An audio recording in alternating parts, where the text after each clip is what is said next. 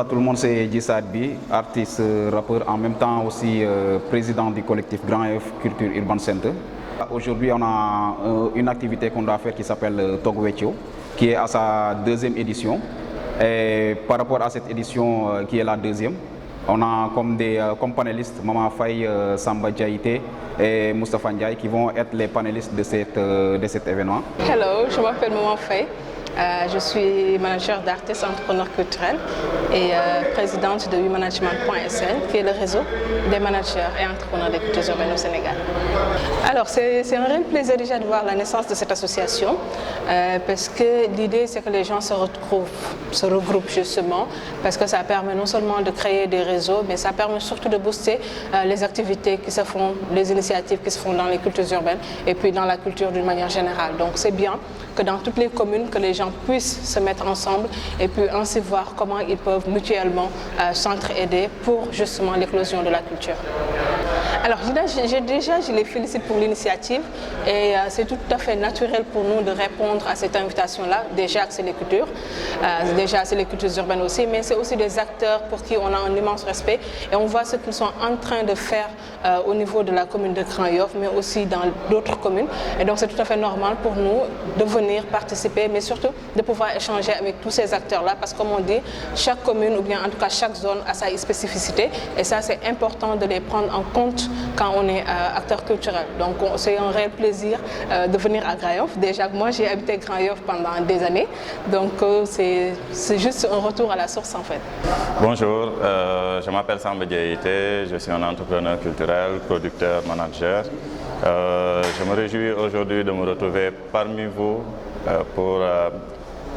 honorer à l'appel de Grand Yoff Culture Center par rapport à un panel qu'ils organisent sur le développement des cultures urbaines, qui est quand même un thème assez important, surtout par rapport au développement des communes, le développement de la localité. Et c'est important qu'on puisse sentir l'impact des cultures urbaines dans ce secteur-là. Et aujourd'hui, on est très heureux, très motivés d'être parmi les panélistes pour pouvoir échanger avec nos camarades sur ce sujet-là, parce que nous sommes convaincus que les cultures urbaines ont un grand rôle à jouer dans le développement de notre société, dans le développement de notre communauté. Merci. Salam alaikum. Je suis Mamadou Tete Sané. Je suis secrétaire général Grand Yoff Urban Culture Center. Grand Yoff Urban Culture Center association la bi nekk fi Grand Yoff bi nga xamante ne day représenter l'ensemble des acteurs des cultures urbaines yi nga xamante ne tey ñu ngi ci gox bi. Togwetio nag benn concept bu nga xamante ne dañ ko développé pour lan la pour tey jii faciliter échange bu nga xamante ne acteur culturel bi dañ koy am seen biir mooy kan mooy def lan kan mooy kan. Donc loolu suñ ko xamee rek après suñu xamee kan mooy kan ak kan mooy def lan danañu mën a gën a joxante cër dinañu gën a mën a xool nu ñuy liggéey ensemble. Donc loolu moo waral ñu génnee concept Togwetio bi bu tey mooy deuxième édition bi defoon nañ première édition bi. Donc deuxième édition bi tey thème bi dañ koy def sous forme de panel mooy le développement des cultures urbaines dans les collectivités locales. Donc je crois que tey thème bi dina riche tey bépp ndaw bu nga xamante ne mu ngi fii nii suy dem rek dina am lu mu yóbbaale voilà. que ne peut-être du Sénégal quoi, je veux dire distribution musique instant bi mooy mën nañ ne défi bu gën a mag quoi, c'est-à-dire que artiste bi bu génnee produit am naka la koy distribuer ak dématérialisation bi am. ci tey jii nii maanaam acteur culturel boo xam te ne mi ngi ci culture bi ba pare bëgg jël politique bi jaxase ko culture bi mu créé jur leneen loo xamante ni que musiba la daal waaye. salaamaaleykum guys, maa ngi bëggee ñëpp donc Christian Titi la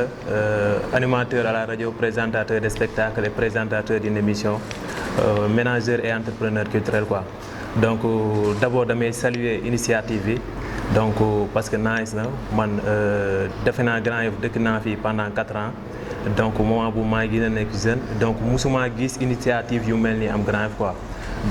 Donc d'abord dama leen di encourager bu baax a baax quoi di encourager aussi président bi. asalaamaaleykum maa ngi nuyu gars yi fi teew yëpp bon di nuyu suñu panélistes yi fi teew di nuyu président ak Kelly bi nga xamante moom moo nekk en tant que modérateur bon Sadio Badiane laa tudd gars yi di wax Joe Wizard artiste rappeur bon nekk ci collectif bi en tant que coordonnateur voilà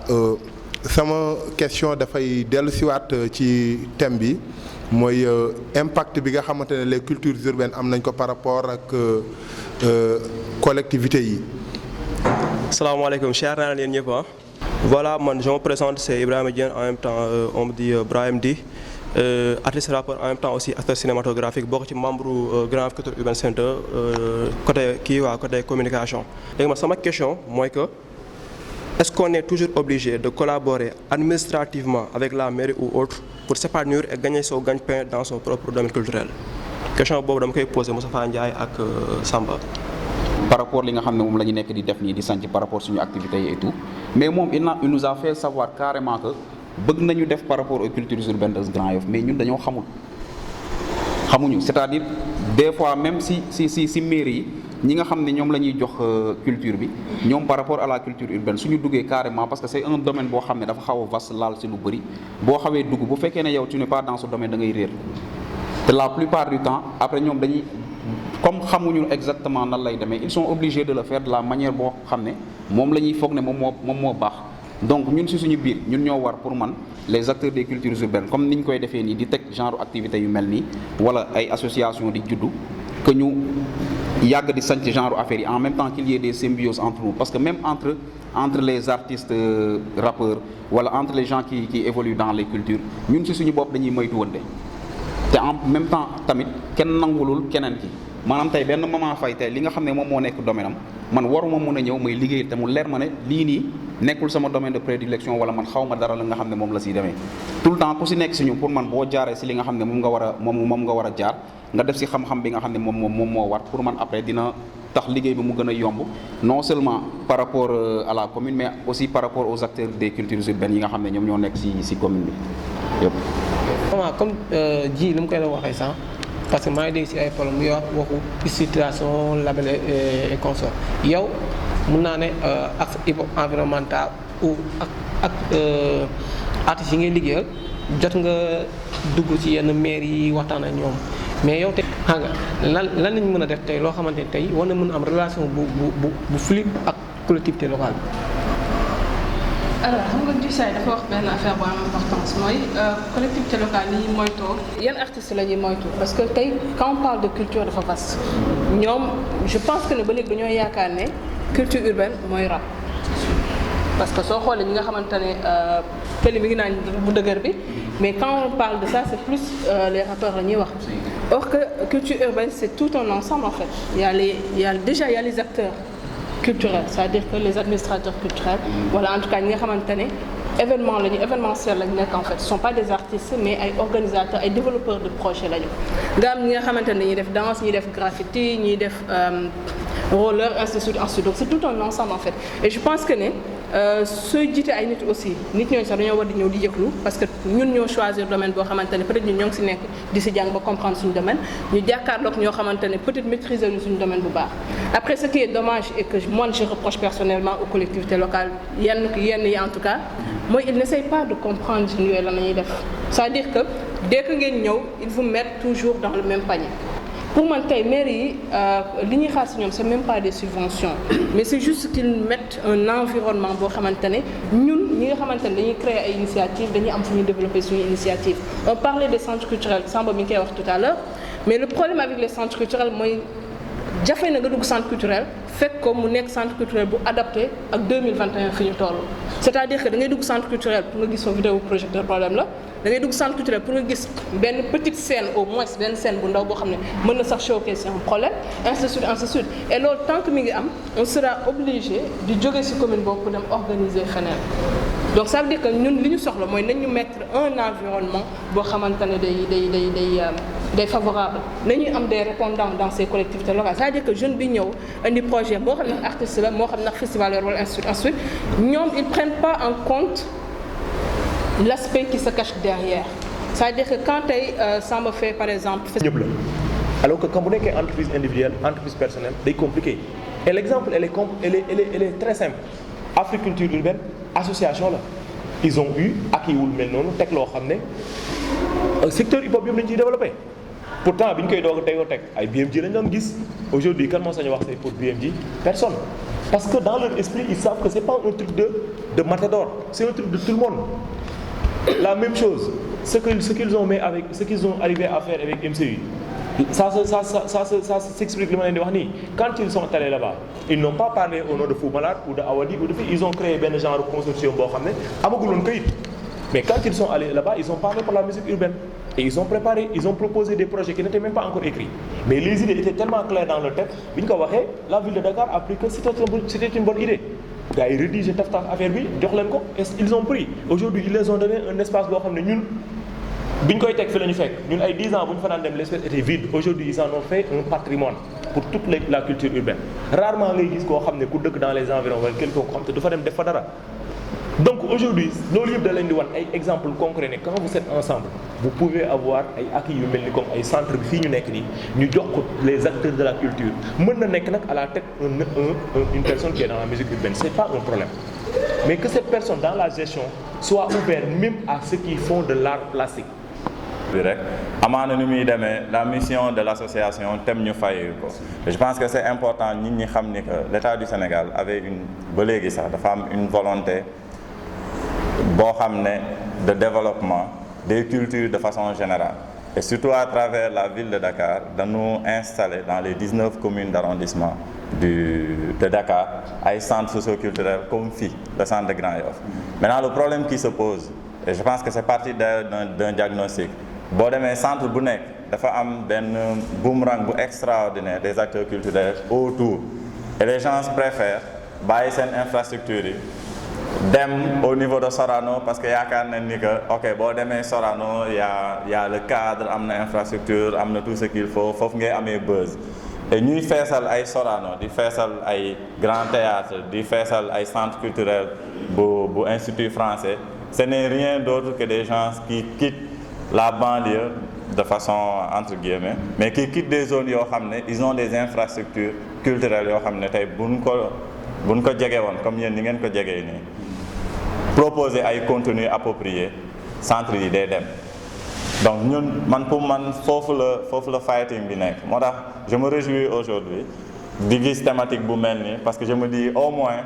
voici des structures yoo xam ne voici une structure boo xam ne comprendre nañ ni que le développement commence d'abord par soi-même le développement commence par tey réunir les acteurs yi nga xam ne ils se sont engagés dans la lutte pour que seen gox mën a am beneen xar kanam pour ñu mettre en place un projet structuré pour mën a au moins contribuer à leur façon comme ni ko maman waxee contribuer à leur façon à un développement boo xam ne par A ou par B dafay am. Tey je prends l'exemple de Kolda par exemple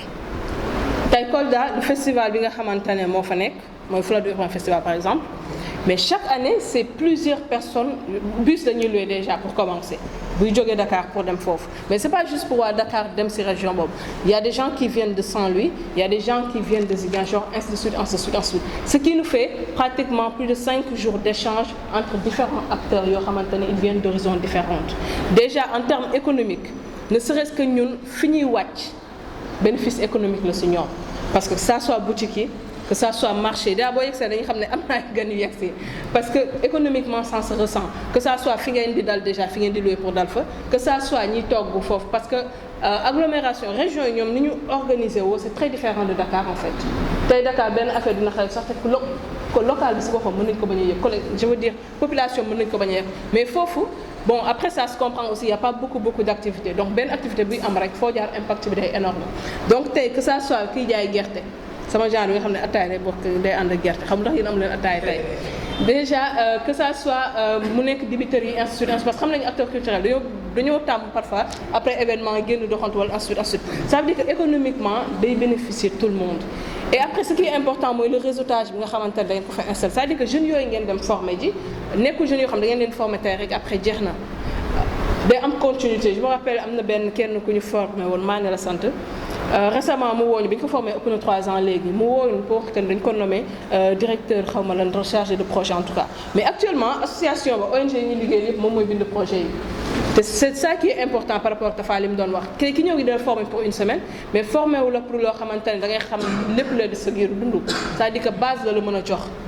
parce que ñun tey li ñuy def tey réaction de projet bi ñuy def mais il a fallu ñu incuber la benn 9 mois c'est-à-dire que am nga base yi mais plus tu te formes parce que chaque fois boo gisee appel à projet yu bees il y a des choses nouveaux yu si nekk yoo xam bokkul woon ak yow li nga jàngoon ce qui fait que tu es obligé de te former en permanence tey ñooñu ñëw jox la base de formation boobu après yow yaay sopp pour mën a continuer loolu c'est-à-dire que tey vous avez un espace mu ngi ko doon wax sànq tey du ñëpp a tolloo niveau bi ñu am si yenn mbir yi surtout côté administratif mais tey l'objectif mooy lan nañu def bi nit ñoo ñoom ñëpp administrativement ñuy mën di avancer.